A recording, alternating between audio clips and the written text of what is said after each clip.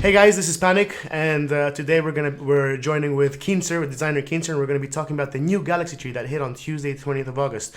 I know everyone's super excited with the new tree and everything that has to do with it. So Designer Keenser was one of the major drivers of the tree and of designing it. So he's here to kind of answer your questions, talk about the tree and the logic behind what was done.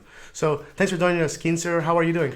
Good morning. I'm doing well. I'm dialing in this morning from Brazil, where I'm meeting with a number of developers that we're doing different games with here at Scopely. And this morning, I'm talking to you about the Galaxy Research Tree, the latest addition to the Star Trek Fleet Command.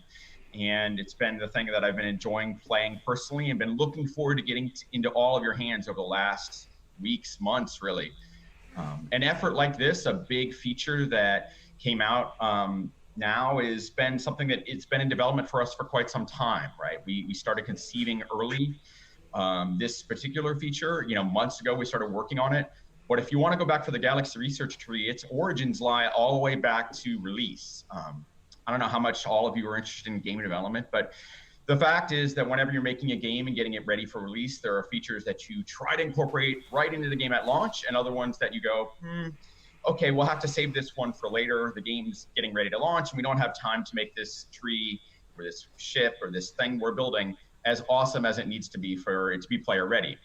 The Galaxy Research Tree really was one of those. We originally conceived of it being in the game and release back in November or December of 2018. And it just wasn't working the way we wanted to. We needed some more tech. We needed some more time from the game design team to make it the awesome thing we thought it could be. And that meant that we deferred it into release, and then we got focused on other things for a little while. We got focused on lots of different elements of the game, all the things that you guys have been enjoying for the last 6 months and a bit longer. Everything from Khan and the Swarm and the different ship progressions that you've been working your way through as you play the game. So it wasn't until obviously August that the Galaxy Research Tree was released to players. We've been really focused on it internally in game design for the last 2 or 3 months prior to it shipping. And then, of course, doing about a month of testing and work and development as it went through QA and all of our release processes that bring it out to live and all of you. Awesome, thank you so much for that. So we kind of went over like what was the purpose of the tree and like when and how did it come to fruition right now. So kind of a more of a fun question. So what is your favorite part of the tree and why? Because there's a lot of diversity within it, and curious to see what was your main driver with it. Yeah, we wanted the tree to appeal to everyone. When we were designing the tree, from its early days until then, literally a giant whiteboard. This is how things are developed, and there's Post-it notes, and you're literally moving the tree around and writing on Post-it notes what you want the tree to have, right? That's, way back when. There's a whiteboard, and there's probably pictures of it somewhere. I'll see if we can find it for you, Philip. And it's literally just a wall of all these nodes that you want to do. And when we were conceiving of it, the most important thing for us is we wanted this tree to be for everyone, right? And that meant we were designing it with different elements for all kinds of different players. So we have players that are, just reaching level 20 and exposed now to this new research tree. We have players that are all the way at the end of the spectrum in the high 30s, and they have different wants and needs. And also just how they play the game is different. For some game players, they want more economic resources. They want to be able to improve their mining and refining. The players are really looking into the officer gameplay. So that's another corner of the tree to make the officers stronger and better as more powerful and higher level officers are being unlocked. For me, it really was the start of the node. The very first node that we put on the far left end of the tree that you first unlock is warp speed. And I think like a lot of players, I enjoy playing Star Trek a good deal. I like talking to my friends. I am happy that my ships are now moving a bit faster now throughout the galaxy. I send them from, one corner of mining node way over here to over there to get some G3 resources or to, explore the galaxy in different ways and do missions that I'm still working on. All those benefited most my personal fun gameplay by making my ships a bit faster and doing that research as soon as I could. Oh, yeah, the first note for me as well was a very big surprise in all the players. So it was an interesting one, and thanks for that. So now these are kind of questions I had for you, and now we're going to go more to a lot of the questions players had that have been going on through Discord. So yeah, actually on the first point, why isn't there a warp range research within the tree itself? Yeah, I mean, we thought about it certainly. It would have had to have been very, very small. We use warp range, not always perfectly, but as best we can to try to balance the content that the player should have available to them. That's why it's generally on ships, which means it ties back to kind of the power level of the player, the strength of the player, even the station of the player, all that gets kind of mixed into that equation.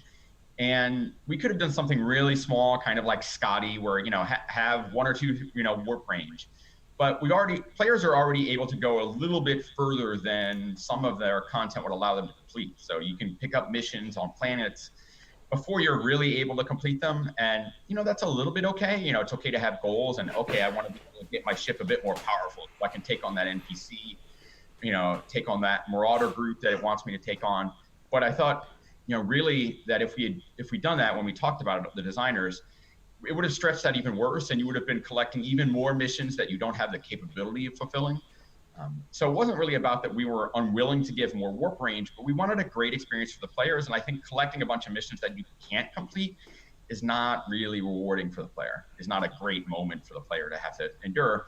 And we were considering that, not just for the players that are in the high 30s today or something like that. We were considering that for the guy who's just reaching the 20, 22, 23, 24, if we put a bunch of more warp range nodes, that makes his experience of going through through those levels and through the galaxy tree a worse one. Yeah, and I think we were talking about it together before. It's like each player kind of has their own goals and their own ways that they want to play the game. So kind of bouncing off that. So like, what was the outcomes for players when what were you trying to achieve for players when creating the tree?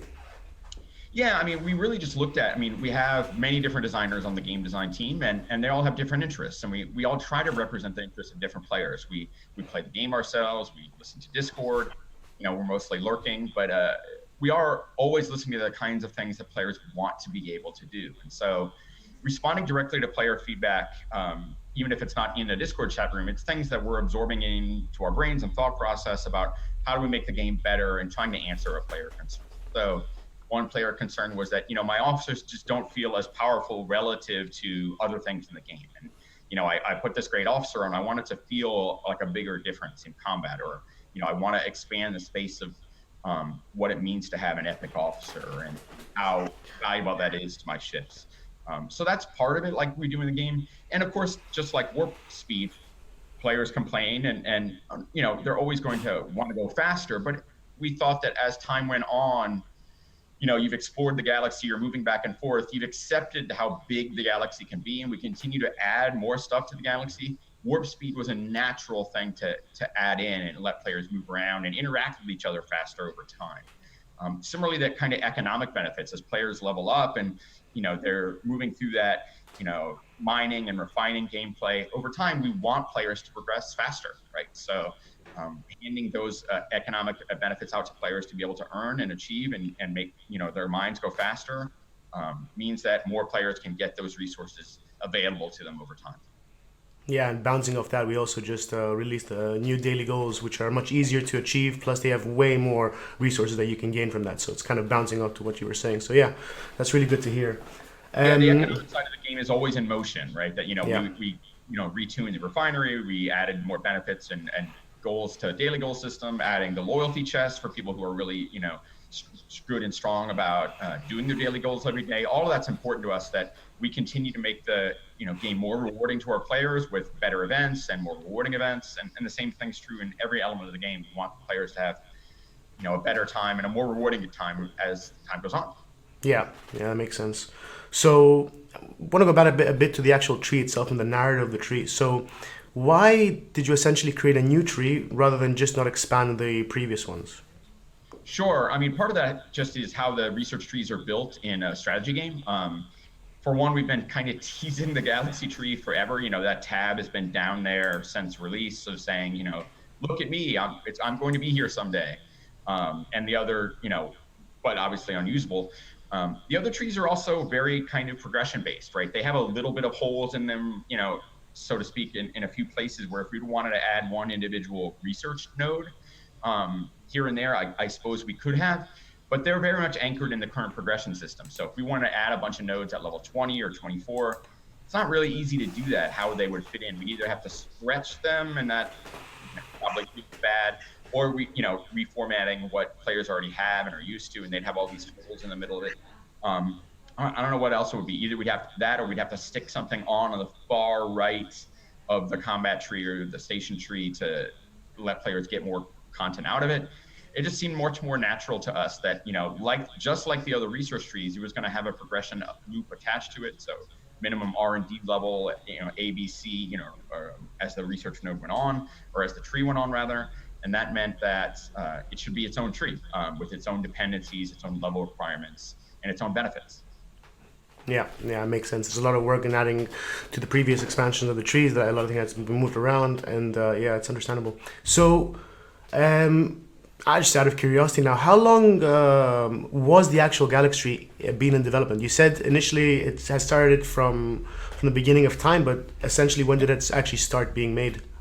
Yeah, so I mean, every few months, the leadership group behind the Star Trek team, that the people behind the game, sit down and plan out the next 3 months. So I guess you'd say it was back. What month that was? God, it was a long time ago. Game development, right? It's all a blur eventually. All the late nights making it happen makes me not remember its exact date. Yeah. Um, I think it was in May that we sat down, specifically to think about the next 3 months after June. And we began to plan that. We call it a creative summit, where all the kind of leadership of the product side and the different teams all sit down and we think what will make the game best over the next 3 or 6 months. And that's just a, kind of conventional software planning kind of moment. Where you get out the whiteboard and the post-its and you're moving different features and plans and content around about when you could release things. And it went through a lot of iterations, but the game design team was the real leadership in that moment where we said, hey, we think the best thing to do here would be to finally release that Galaxy research tree that will make our players' lives better with warp speed and give them a new axis of kind of progression for players who are looking for that and different things for them to do. And then it really started developing pretty soon after that, right? So all the different designers that are working on the combat and the economy of the game all started sitting down and making the research tree. And that's a lot of meetings, both virtual and physical. The Scopely team is based in lots of different places, including Dublin and Los Angeles and Barcelona, and all of those kind of people had to meet digitally and virtually, and then some in person, as we really solidified what that was going to be. And then if you know anything about kind of system design in games, then we spent a lot of time in Excel and modeling what the game was going to have and the different benefits it was going to have, the return on investment, how long we think it would take for players to progress through the tree. And that was a lot of, about 2.5 months of solid work to get, for the people that were really in charge of it to bring that from beginning, middle, and review and make it happen, right? And get it into the game, get it tested, find a few bugs that some things weren't working originally, and getting some help with engineers and artists to make the tree pretty and beautiful together. And then again, finally, when it was all tested and ready to go, turning it on in a test environment, and then finally, just this week, making it available to everyone in the world. Yeah, it's an interesting sneak peek of how the minds of the developers in this company work. It's and as everyone knows, like a lot of the tech companies as well, like there's a lot of cross country and time zone interaction. So it's an interesting way of managing that. Cool, thanks. So kind of going back to one of the really cool features that was introduced in July, the Ulysses Franklin and the Swarm, and we've seen that this tree really encompasses this feature. So one of the questions the players were asking were, why were the Swarm not treated like the faction portion of the trees?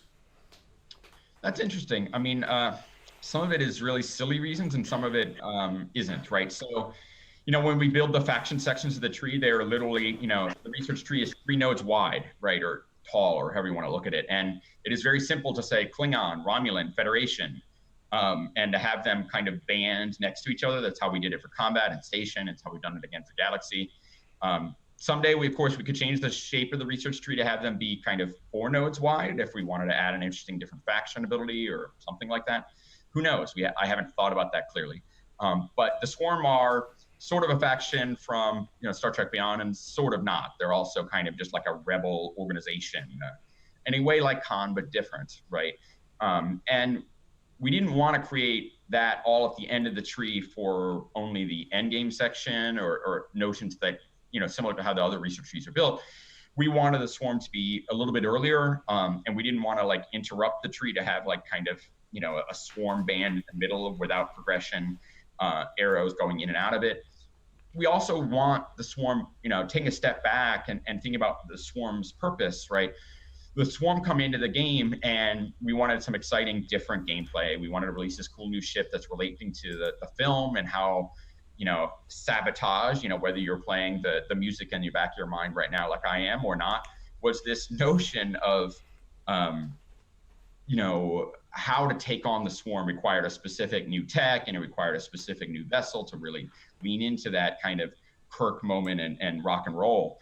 But at the same time, from a gameplay point of view, we were trying to distribute a new and better way for the player to acquire power steel and titanium and dilithium, right, through the daily goals that are accomplished with the swarm. And then, like everything else in the game, we want the progression system to be unlocking the ability to do that better and to do it, to fight tougher swarm and to get, make their lives easier and to grow the Franklin ship stronger. And that's why that progression system falls into the Galaxy, right? That the Galaxy was trying to be, in its original concept, everything that's out there, right? And that means, mining and warp ranges and, the swarm. And, that's the core of what we were trying to conceive with the tree. In addition to meeting all those different other player desires out there about, wanting their ships to be more powerful generally, or wanting to be able to be more powerful in anything they do in the game, whether that's PvE kind of experience or PvP experience. But all that, the swarm was pretty central to what we wanted to accomplish with the Galaxy Research Tree, which made it, kind of timed with its release and all. Now I want to piggyback a bit on the actual tree and the narrative of the tree. So we all know, like, the station unlocks part of the station, right? The galaxy will unlock parts of the galaxy, or will it unlock parts of the galaxy? Because a lot of it is more kind of defining the power of the player rather than unlocking other parts. Like, for example, you have unlocking ships in the other trees. Will the galaxy tree be unlocking anything in this case? I mean, not in space exactly, right? So the purpose of the Galaxy Tree isn't to make new star systems appear, right, that you couldn't access before. It'll make it easier to get there. It'll make you more powerful to fight the things you'll encounter in the future. And of course, we will be adding more star systems, more missions as time goes on, right? The Galaxy Tree was going to make your life easier and, make you better. But it's not a direct key and lock system, right? We do that occasionally with, like the station tree says, you can have this new building in your station that you couldn't have before. Or it is true that the combat tree says, hey, you have this ship that you didn't used to have before. The Galaxy Research Tree isn't about hard unlocks like that, where get this node or you can't do this. It's more about kind of a quality of life and making the player's experience better through all the way, from the first days of getting it until the end of 30 and 39 and beyond. Yeah. No, that it fits the narrative as well. Yeah, it was a question by a player, and it makes sense why they would ask it. But yeah, I'm gonna wrap it up with this question. So thanks for that, Keenser. I just have one more last question. Just want to wrap it up. It's more of a generic question for all the trees themselves. So generally, the game over the past few months has been getting a kind of an overhaul in its graphics. Are the trees going to have one as well? Is it going to be in the future? Don't know. We listen to different player appeals about that kind of thing. The research tree is fundamentally, kind of UI heavy, more than a kind of like fighting in space, and the new menus of different things have gotten an overhaul. Like the faction, kind of UI is much better than it used to be, and future enhancements like that. I can't tell you all those details yet, but we definitely have some things in the work. Research trees isn't what I'm focusing on internally right now. It could be in the future as we look to do more with research next time. It may be something that we look at. But I'd be curious to hear everyone's reactions to where they think the UI of the game and the kind of experience of using the game's interface can be best improved or in most need of improvement. Those are questions we're always asking ourselves, and we have opinions. So let Philip know, is research something you'd want to focus on in the future? Or is there something else in the core kind of group of using the game's UI systems that you think help more? I'm curious to know the result. Awesome. So yeah, thank you so much for being with us today, Keenser, and giving us such an interesting insight within the tree itself. So guys, thanks for tuning in today. I hope you answered some of your questions and some of your reactions. Again, as we all know, like, we're on Discord, we're on Reddit. Like, please come ask your questions, and we'll try as much as we can to answer them. So thanks a lot. Bye.